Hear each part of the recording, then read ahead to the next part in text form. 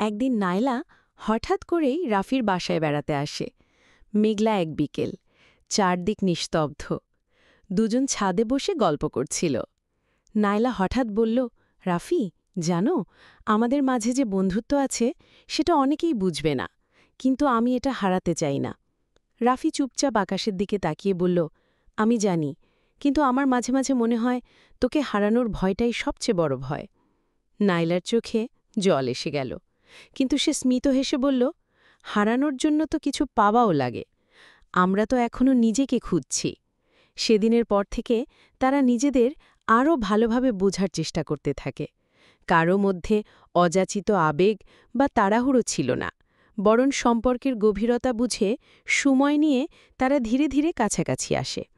তাদের সম্পর্ক প্রেম কিনা নাকি বন্ধুত্বের এক নতুন নাম তা কেউ বলতে পারে না, কিন্তু তারা জানে একে অপরের ভালো থাকা চাই, আর সেটাই তো সবচেয়ে বড় ভালোবাসা।